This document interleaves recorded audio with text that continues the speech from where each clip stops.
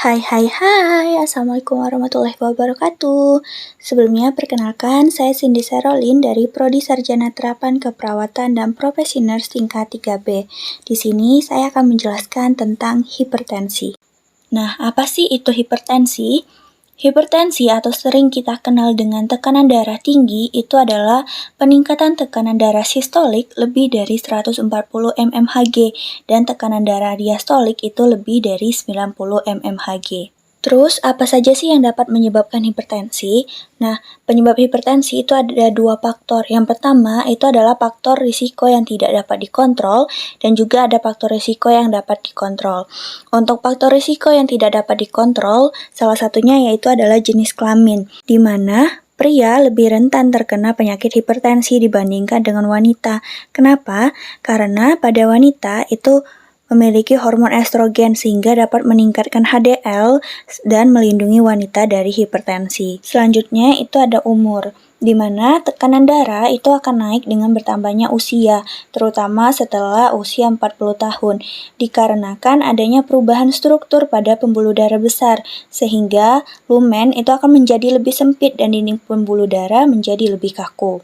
Kemudian yang terakhir itu genetik, di mana genetik itu berkaitan dengan metabolisme pengaturan garam dan renin membran sel.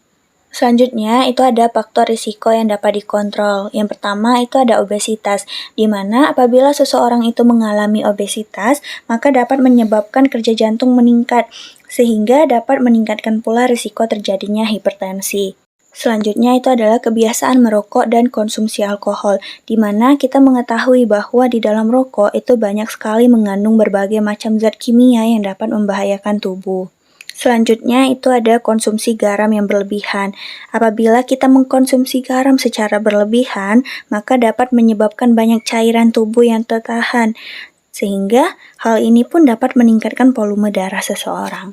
Yang terakhir itu ada stres, di mana stres ini dapat memicu terjadinya tekanan darah meningkat, karena stres itu dapat merangsang kelenjar adrenal melepaskan hormon adrenalin dan memicu jantung berdenyut lebih cepat, sehingga dapat menyebabkan tekanan darah naik. Kemudian, apa saja sih tanda dan gejala dari hipertensi itu sendiri?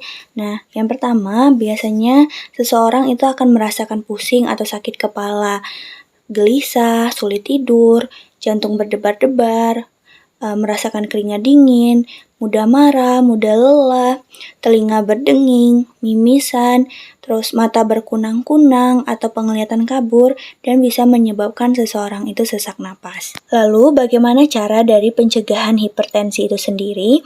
Yang pertama, kita harus melakukan pemeriksaan tekanan darah secara teratur. Yang kedua, mengkonsumsi obat antihipertensi secara teratur. Yang ketiga, melakukan diet hipertensi. Yang keempat, menjaga keseimbangan berat badan. Yang kelima, menghindari minuman keras atau alkohol dan menghindari merokok. Yang keenam, mengurangi asupan garam. Yang ketujuh, hindari stres. Yang kedelapan, olahraga yang teratur dan istirahat yang cukup. Nah, diet untuk penderita hipertensi itu yang pertama harus menghindari atau mengurangi konsumsi garam dapur. Yang kedua, menghindari atau mengurangi makanan yang tinggi lemak dan kolesterol. Yang ketiga, menghindari atau mengurangi makanan yang mengandung alkohol seperti durian ataupun tape. Yang keempat, itu menghindari atau mengurangi makanan daging yang berwarna merah segar seperti daging kambing, hati ayam, ataupun daging sapi.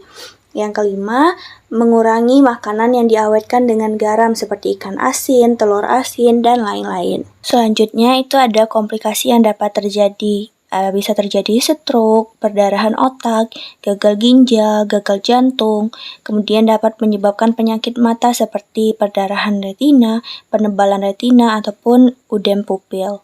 Baiklah teman-teman, itulah penjelasan dari saya. Saya akhiri. Wassalamualaikum warahmatullahi wabarakatuh.